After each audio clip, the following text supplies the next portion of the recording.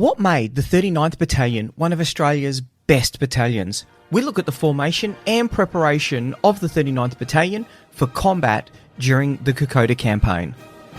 This is the Principles of War podcast, professional military education for junior officers and senior NCOs. Ladies and gentlemen, welcome to episode 103 of the Principles of War podcast, the 39th Battalion on the Kokoda track. Last week, we looked at the principles of training and how these principles weren't applied in the preparation of the 53rd Battalion for its fight at the Battle of Isharava. We also looked at what right looks like in the preparation of the 6th Division for its first fight during the Battle of Bardia. Up until now, we've been focused on the 53rd Battalion. Now we're going to start to lift our gaze as we look for all of the factors that were outside of the control of the CO, Lieutenant Colonel Ward. Today, we're going to be looking at how the 39th Battalion was prepared for combat. So the 39th Battalion, I think, one of Australia's most famous fighting battalions. Its reputation comes about because it was placed in a situation very similar to the 53rd Battalion. A lot was asked of it by its CO, Lieutenant Colonel Ralph Honor. A lot was asked of it by the brigade commander, Brigadier Selwyn Porter. And in fact, a lot was asked of it by the nation because the Kokoda Campaign at that point in time was a campaign in the defence of the nation. Papua being Australian territory, not only that, it was feared that if Port Moresby fell, there would be nothing stopping the Japanese attacking the Australian mainland. Not only was the 39th able to give everything to meet those expectations, it was able to give more. They were immortalised in Peter Brune's book, Those Ragged Bloody Heroes. And today I'm very excited to have David Cameron on the podcast. David has studied the Kokoda Campaign extensively. He received first-class honours in Prehistory, and his PhD is in Palaeoanthropology from ANU. He's had over 70 peer-reviewed papers published, and he's written 20 books. Of the ones that are of interest today, he's written The Battle for Kokoda Plateau, 3 Weeks of Hell Defending the Gateway to the Owen Stanleys, The Battle of Isharava, Fighting on the Kokoda Track in the Heart of the Owen Stanleys.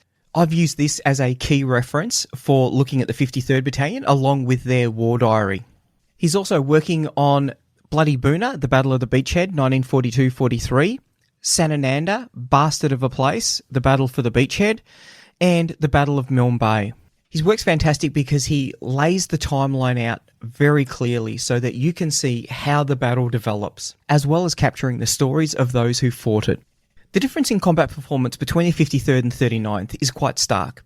As we've mentioned, some of the companies of the 53rd did well, some of the platoons did very well, but overall the battalion struggled. The 39th was very different. What makes this comparison so interesting is the fact that there are many similarities in the way that both battalions were raised. We can look at those similarities, we can look at the differences, and that is going to give us some really good insights into what is important when a battalion is raised and prepared for combat. So let's get into the interview with David Cameron. David, welcome to the podcast. Thanks, James. Thanks for having me. Do you want to tell us a little bit about who you are and the work that you've done?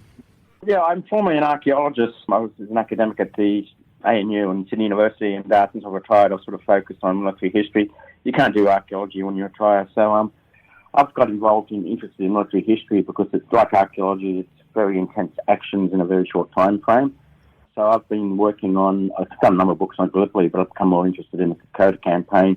I've written 4 books just on the Kokoda Campaign, and now I'm researching the beachheads. I'm writing 1 book each on Gona. Gona's come out, Boona's coming out end of the year, and I'm just finishing Sanamanda.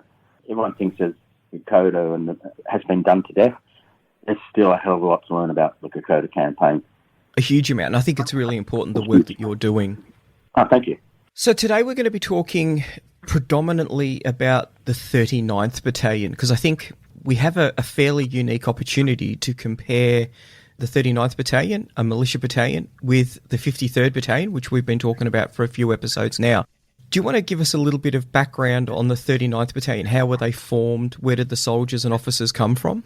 Yeah, well, originally the 39th, of course, was with the 1st AIF, and they served on the Western Front, St Quentin's and the Hindenburg Line. They went into action in 1916. They weren't at Gallipoli. They formed during the final months of the Gallipoli campaign and arrived in. Then after the war, of course, most of the units were disbanded, and then the 39th became part of a number of different units that became part of the military. It wasn't officially reformed as the 39th Battalion until 1939 with the declaration of the Second World War, Britain, Germany and France. So it was reformed. It was a number of, in August 39, amalgamated with the 24th Battalion, became the 24th 39th Battalion Militia. But in October 1941, it was designated as the 39th Battalion in its own right, a militia battalion. Most people will be aware, especially from the work you've done with the 53rd Battalion, the militia battalions can only serve in Australia and Australian provinces. So they could serve in Port Moresby and New Guinea. They couldn't go overseas like the 2nd AIF. So they were sent off to New Guinea just before the Japanese bombed Pearl Harbor with the 30th Brigade, part of the 30th Brigade.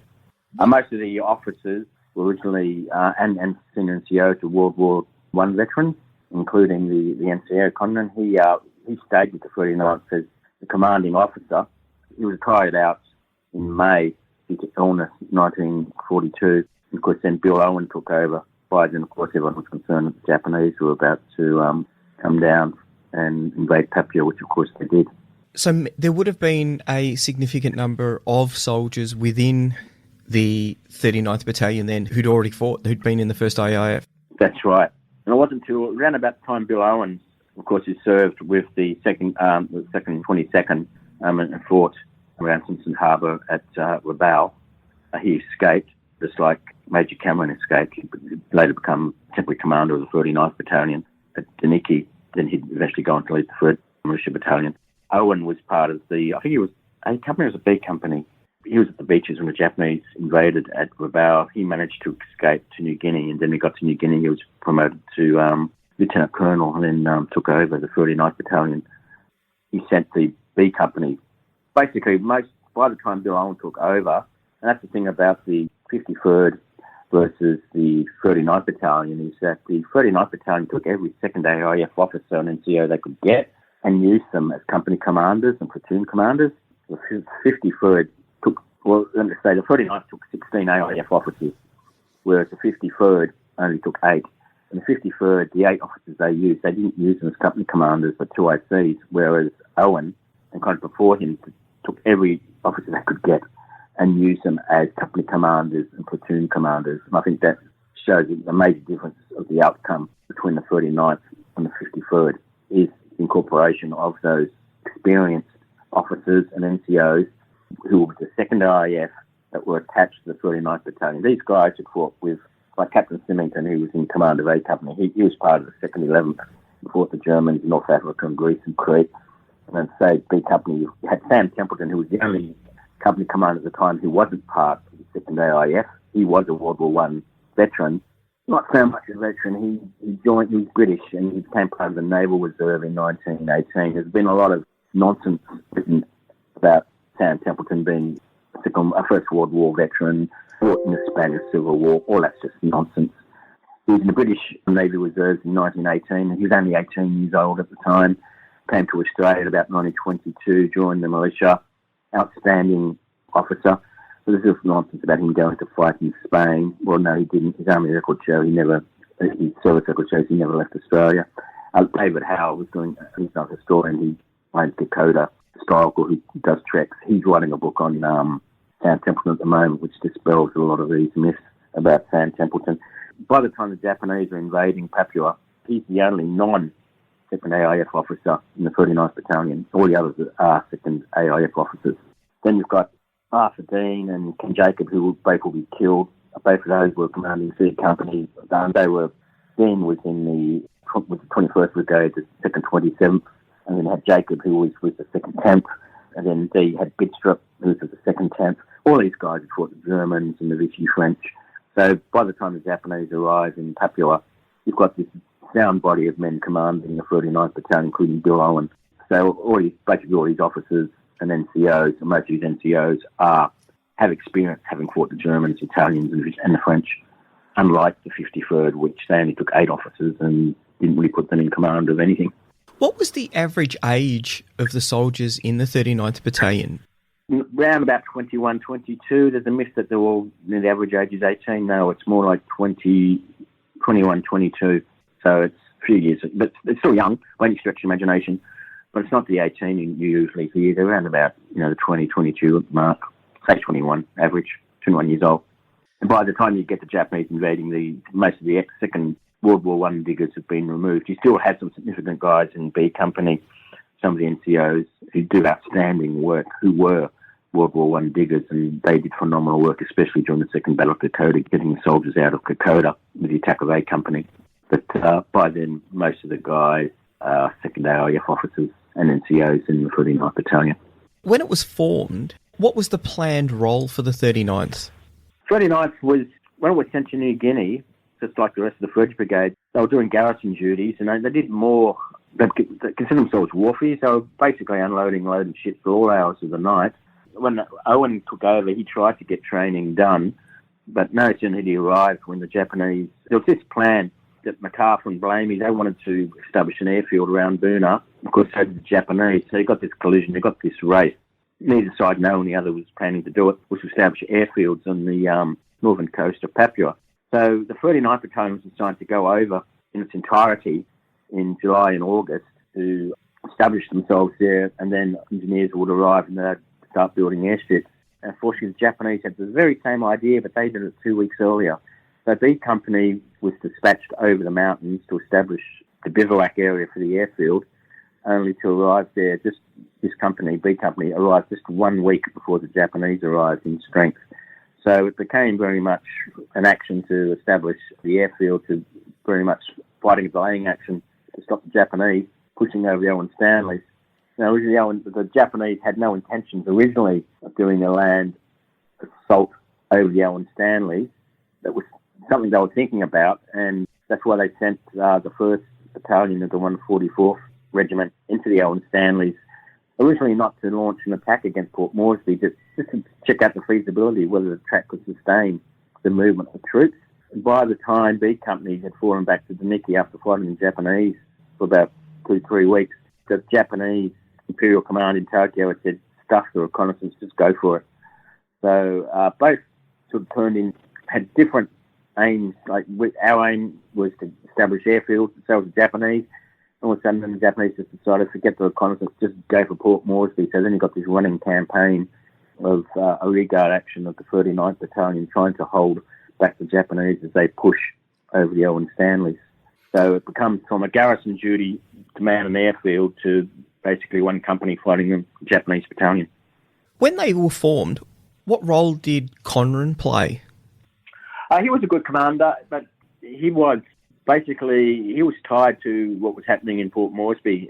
He couldn't get his troops to train because they were basically forced to do wharf and garrison duty. So the most they could do was occasionally they'd do a company command exercise, but I can't find any records of them doing a battalion level exercise. So by the time they got to Port Moresby, they were basically garrisoning Port Moresby and laying wire, unloading and loading ships. So they didn't have that much of an ability to actually do company or battalion exercises. He was taken out in just before June through illness. And it wasn't until Owen came in that they actually tried to set up a training regime for this militia unit. And the 39th, of course, is an outstanding. I consider it one of the best battalions that Australia produced in the Second World War. I think that's got to do with the leadership, not just of... Conrad laid down a firm foundation. He was a good officer, but he wasn't allowed to actually do what he wanted to do because he was forced to do garrison duty and had this amount of work to do, and they just didn't have time to do manoeuvres. But then when the Japanese arrived, they suddenly realised, well, these guys are our fallback position. But luckily they sent the right man. They sent Sam Templeton from B Company over. Luckily they picked the best battalion, and they knew the 39th was the best battalion out of the 53rd and the 49th. The 49th is considered one of the worst battalions in Australia, rightfully or wrongfully. That's not the men, that's got to do with leadership or lack of leadership. The 39th was known to be the best battalion at the time. The Japanese were thought to be heading for northern coast, so they picked the 39th to go over there. It was a wise decision. Sam Templeton was the only non-second AIF officer, company commander. He's the one who went over, but he was an outstanding officer. And then all the other companies arrived who were, mind you, Templeton's NCOs were ex-second AIF. So he had a firm foundation, not just Templeton being an excellent leader, but he had excellent platoon leaders, second AIF officers. That was their saving grace. And luckily it was the 39th Battalion that went over, and not the 49th or the 53rd, and that's nothing to mean towards the men. They just didn't have the second RAF officers and their experience. It would have been a bit of very much a disaster. And we know what played out at Isarava, and I think that was largely because of the lack of training and the lack of experienced officers. How did they deploy to Port Moresby? By ship. They were like the 53rd and 49th, they all went over. I think it was the Aquitania they may have gone on. I know the 53rd was the Aquitania, and I suspect the 39th would have been by troop ship. Yeah, I think it was the Aquitania that two went on. Of course, you got the story, the 453rd, where you got the 100 or so basically kids that were shanghaied off the streets of Sydney and told they're going to Darwin, and at Christmas wanting to speak to their mother, and they, told you at the army camp, you can't bring your mother, and then they put on a ship saying they're going to Darwin, and then you put on the ship and it's like you're going to Port Moresby, and most of them had never held a 303, let alone fired one, so they're training to fire a 303 on board the Aquitania as they're heading for Port Moresby. The 53rd, 39th certainly weren't in that position. Do we know how much training they'd had prior to getting on the Aquitania? Oh, they did good. The 39th did quite a bit of training in Victoria. It's only when they got to Port Moresby that they were basically assigned to garrison duties. And Conrad did, and Captain, they did company-level manoeuvres while training in Australia. All that stopped when they got to Port Moresby because of the huge amount of work that needed to be done in establishing wire and defensive positions and unloading and loading ships. So the 39th, Conrad did do, and his company commanders did do training in Australia, but that sort of came to a halt when they got to Port Moresby. And of course, training in Australia with training conditions in New Guinea, two different environments, but it did put them in good stead. There was a bit of company camaraderie. I don't think that was the case with the 53rd or the 49th. No, I think that we've already shown the issue with that last 100 who were picked up from the General Duties Depot. They were quite unhappy, and that's a significant part of the battalion's strength. So to have them spread through the battalion, I think, really makes it hard to bring the companies together and to build that esprit de corps. Yeah, like I said, the 39th did do training in Australia. And unfortunately, that basically, when they really needed to do the training in the outskirts of Poppy to get some type of climatization to what was about to happen, unfortunately didn't happen. And that was not Conrad's fault. That was because Morris and other people were dictating we need to set up a garrison, and we need to put up wire at the beaches. So these guys were stretched from doing patrols around Port Moresby, putting up wire, unloading and loading ships. They just didn't have the opportunity to do large-scale manoeuvres, even though Conrad would have loved that. And there would have been some company manoeuvres, and I know that Templeton and others tried to do every opportunity they got. The 39th tried to do manoeuvres. The work that was put on top of it, it's made that extremely difficult when they got to Port Moresby. So the average day in the life of a soldier in the battalion from after they've got into Port Moresby, what would that have been like? That would be, you might have one day where you're garrisoning the beaches at a posted beach, or you might be laying the wire, and then you could be up at 12 o'clock, 1 or 2 o'clock in the morning unloading or loading a ship, mainly unloading a ship and everything in between. You might occasionally get to do some platoon manoeuvres, but it was very much ad hoc, putting up wire, patrolling a beach, patrolling positions, building slit trenches. They had the whole of Port Moresby that they were trying to set up defensive positions for, and as well as they were predominantly, to a large extent, unloading ships, provisions. So it was pretty monotonous, and a lot of the guys were pretty much sick of it. They were in the army, and they considered themselves glorified wharfies a lot of the time. And the only really military stuff they did was like patrolling around the outskirts of Port Moresby and the beaches, and digging slit trenches, putting up wire. Their morale was not solid. It's a pretty tough place to be. Very hot. Did they have much problems with dysentery while they were working out on the walls? Yeah, and you've got cases where they talk about they're at a bivouac area and there's one tap for a whole battalion, water. You've got one tap. Luckily, where they were, mosquitoes weren't that bad, so malaria wasn't much of a problem. It was nothing like they had they would have going up. Certainly dysentery was a problem. Malaria, certainly at that altitude, is not a problem. Certainly when you're in the lowlands, you get, especially around the northern beachheads where malaria really comes into its own. You certainly get malaria around Port Moresby, but they did have medical facilities. Of course, all that sort of disappears when you go into the highlands of dysentery, and then by the time you get to the northern beaches, when the guys are debilitated as it is just from dysentery, and by the time you get in the lowlands, then they hit malaria in October, November, December, January. That's when it's really critical. And of course, then you do have facilities at Popondetta, places like that, but it wasn't, compared to what was to happen, it wasn't too bad in terms of dysentery and malaria. Certain cases, malaria would have broken out, but wasn't critical. You spoke a little bit earlier about the second AIF officers that came into the 3 battalions, and the 39th Battalion got the largest amount of those. What did those officers... So these officers, they've been in the army for a couple of years now, they've seen combat. What did they think of the 39th when they got there? They weren't happy. These officers weren't happy to be transferred to militia units, and a lot of them didn't even want to put the colour patch on their hats, on their scout hats, and they hit them, and they prefer to put their old, 2nd 11th patch. So they'd put their old 2nd 11th patch underneath the rim of the hat, but they'd display the red and brown over. But the 2nd IF officers originally were just not happy to be assigned to a militia battalion because, of course, the 2nd IF was seen as an elite force. They volunteered to go fight the Germans overseas. Then they come back with Japanese invasion and told you they're basically, you're now going to command a company of Chocos, where they've been commanding a company of 2nd AF guys in Crete or in North Africa or Syria, to come back to Australia and told, you're going to be company commander of a bunch of Chocos. Yeah, it was considered them very much a letdown. They were not happy. By the time the 39th got into its full swing, especially by the end, they were extremely proud to be members of the 39th Battalion. What did they think of the training levels? What did they think of them as combat troops? No, for training, I mean, even when the Japanese, like B Company's been fighting Japanese for 2 or 3 weeks, and then you've got A and C and D companies going over the mountains to reinforce them, they're training these guys with Bren guns on the track. You've got guys walking in the middle of the old Stanleys, and then all of a sudden the Bren guns arrived all greased up in their boxes, and they're taking them out and ungreasing them, and they're trying to show these guys how to fire and load a Bren gun, how to change the barrel, and they're doing that in the heights of the old Stanley. So training, by the time the 2nd AIF guys arrived, the Japanese were basically within a month of landing at Papua.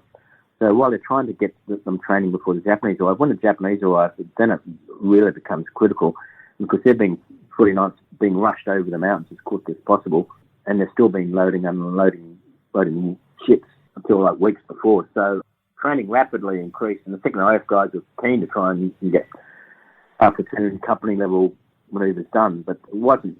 They really didn't have time. By the time you got basically a month before the 2nd AIF guys arrived to take over the company, to the time they're marching over the old Stanleys. It was a limited amount of time. But luckily, I said the 39th did do some training in Australia, which put them in good stead. But training in Australia and then being in the old Stanleys, two totally different types of terrain, vegetation, everything else. It's a completely different situation. Well, that 4-week period was put to good use, though, for training. And the soldiers would have been quite receptive to it, knowing the fact that they were highly likely to be in combat very soon. Definitely. And the 39th was like I said, it was the best battalion out of the brigade, and they knew it, and that's why the 39th was sent over. Originally B Company, and then followed by the other companies. So how did they deploy up the Kokoda Trail then? Company at a time. B Company went over first. It was on its own for about 3 weeks. When the Japanese invaded on the 21st of July, word got back to Port Moresby that afternoon. They started rushing the rest of the battalion over. It would normally be one company. You had one company go over one day, and another company the next day, followed by another company, the headquarters company. So you basically had the battalion strung out along the track at one-day intervals for each company. Now, so Conran was an early medical casualty. Yep. He was an older officer, from memory, and not up to the rigours of deploying in New Guinea. They had a succession of commanders after him. What were they like? So we had Templeton, we then had Owen. Templeton, Owen, Cameron, then punter. All of them were good. Cameron, there's a big question over. Owen was outstanding. Templeton for B Company was outstanding. But the battalion commanders during the time of the fighting, you've got Owen, you've got Cameron. He takes over the command when Owen is killed on the 28th and 29th of July at the Kokoda Plateau. Cameron is rushing over the Owen Stanleys. He gets there just as the Japanese are about to attack Janiki. He famously wants to disband B Company, which has been fighting the Japanese on their own at the odds of 2-1, 3-1, and holding back the Japanese for 3 weeks below the Owen Stanleys, which is quite a phenomenal feat. Of course, and Cameron arrives as a major to take over from Bill Owens, who was killed just days before. And he does a phenomenal track. He rushes over there in like 3 days. He was on the track in 3 days. Incredible. But anyway, he gets there to Nicky a few days after Owen's killed. And by then, the rest of the battalion is arriving at Zaniki.